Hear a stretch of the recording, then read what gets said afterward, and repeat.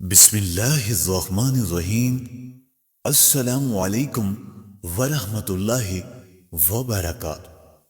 محترم ناظرین، زندگی کا مفہوم محض سانس لینے تک محدود نہیں، بلکہ یہ ایک وسیع تر حقیقت ہے۔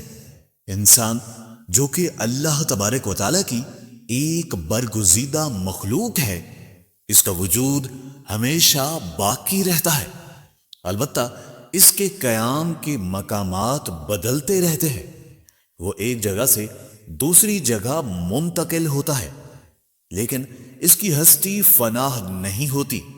جب انسان دنیا میں آتا ہے تو اس کی آنکھ زمین پر کھلتی ہے، پھر بچپن، لڑکپن، جوانی اور بڑھاپے کے مراحل سے گزرتا ہے اور بالآخر وفات پا کر عالم ارواح میں چلا جاتا ہے۔ تاہم کوئی یہ نہیں کہہ سکتا کہ اس کا وجود ختم ہو گیا، بلکہ وہ محض ایک نئے جہان میں منتقل ہو جاتا ہے۔ عالم ارواح میں اس کی کیفیت کیا ہوتی ہے، اس کا طرز حیات کیسا ہوتا ہے، یہ سب ہمارے اندازے کی حد تک محدود ہے، جبکہ دین اسلام میں یہ تمام حقائق واضح کر دیے گئے ہیں۔ جس طرح اس دنیا میں زندہ رہنے کے لیے کھانے پینے اور ضروریات زندگی درکار ہوتی ہیں، اسی طرح عالم ارواح میں بھی راحت و سکون کے لیے کچھ عوامل درکار ہوتے ہیں۔ اگر وہ مہیا نہ ہو تو وہاں بھی تکلیف ہو سکتی ہے۔ اس کے بعد انسان ایک اور سفر اختیار کرتا ہے، جو کہ قیامت کا دن ہے۔ قبر کی زندگی کے بعد حساب و کتاب کا مرحلہ آتا ہے، جہاں اس کی نیکیوں اور بد اعمالیوں کا محاسبہ کیا جاتا ہے۔ اس کے بعد فیصلہ ہوتا ہے کہ آیا کہ اسے جہنم میں بھیجا جائے یا جنت کی لازوال نعمتوں سے نوازا جائے۔ خوش نصیب ہیں وہ لوگ جو جنت میں داخل کیے جاتے ہیں، جبکہ وہ مسلمان جو گناہوں میں ملوث رہے اگرچہ عارضی طور پر جہنم میں بھیجے جائیں، لیکن اللہ تبارک و تعالیٰ کے فضل و کرم اور رحمت کے سبب ایک دن انہیں بھی وہاں سے نکال کر جنت میں داخل کر دیا جاتا ہے، بشرطے کہ وہ اللہ کی توحید پر قائم رہے ہوں۔ البتہ کافروں کے لیے جہنم ہی ان کا دائمی ٹھکانہ ہوگا۔ اب آئیے اپنے ان عزیزوں کی بات کرتے ہیں جو اس دنیا سے رخصت ہو چکے ہیں۔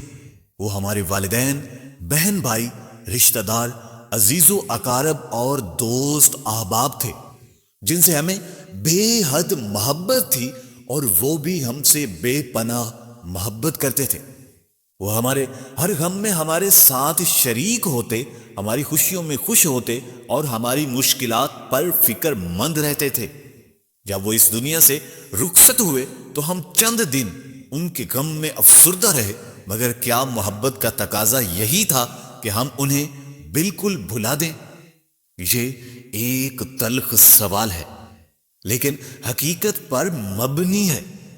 سب سے زیادہ محبت کرنے والا رشتہ ماں کا ہوتا ہے، جس نے ہماری پیدائش سے جوانی تک بے شمار تکالیف برداشت کی، ہمارے لیے اپنی نیندیں قربان کی، اپنی راحتوں کو تہس نہس کر دیا۔ آج وہ دنیا میں نہیں ہے تو کیا ہم نے اس کی قبر کی راحت و سکون کے لیے کچھ کیا؟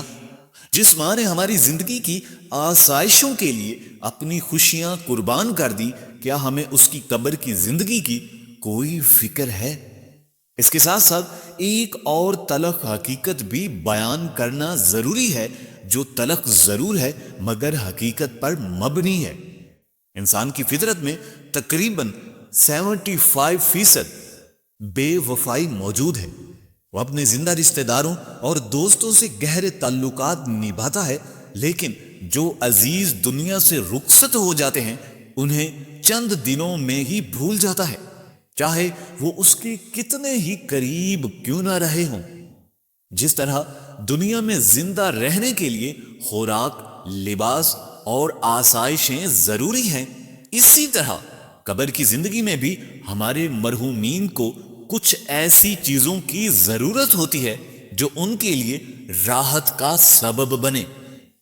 لیکن ہم اپنی توجہ صرف ظاہری چیزوں پر مرکوز رکھتے ہیں۔ ہم اس فکر میں رہتے ہیں کہ قبر میں پانی نہ جائے، قبر پر سایہ رہے، کوئی خوبصورت درخت لگا دیا جائے، قبر مضبوط اور خوبصورت ہو۔ مگر حقیقت یہ ہے کہ ان ظاہری چیزوں سے مرحوم کو کوئی فائدہ نہیں پہنچتا۔ دراصل ضرورت اس چیز کی ہے جو قبر میں ان کے سکون کا باعث بنے۔ وہ کیا چیزیں ہیں؟ یہی وہ سوال ہے جس پر ہمیں غور کرنا چاہیے۔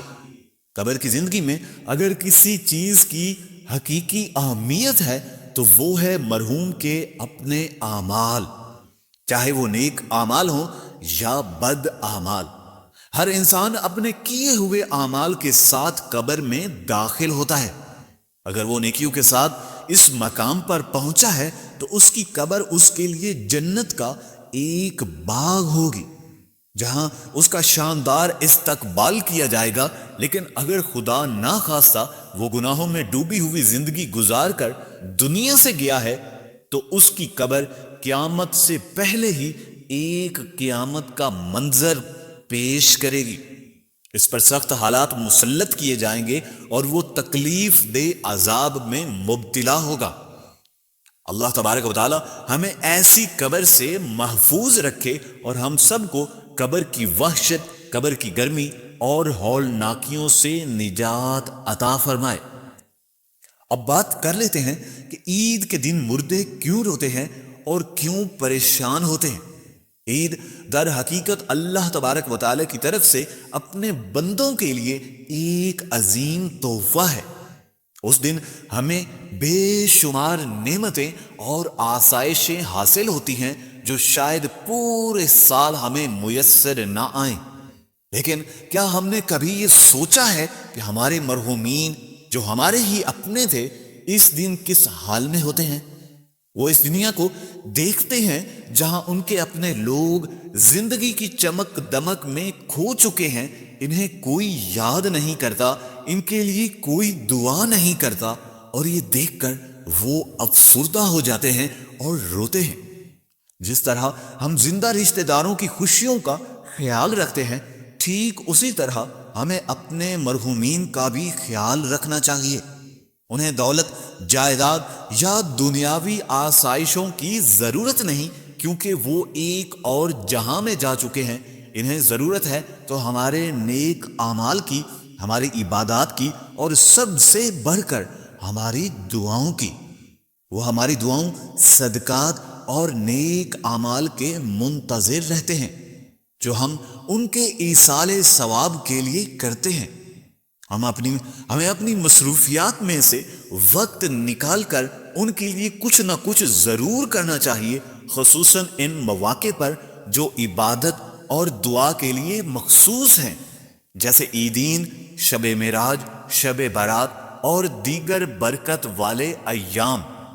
ہمیں ان کے لیے دعا کرنی چاہیے، صدقہ و خیرات کرنا چاہیے، اور اللہ تبارک و تعالی کی بارگاہ میں گڑ گڑا کر ان کی مغفرت کے لیے التجا کرنی چاہیے۔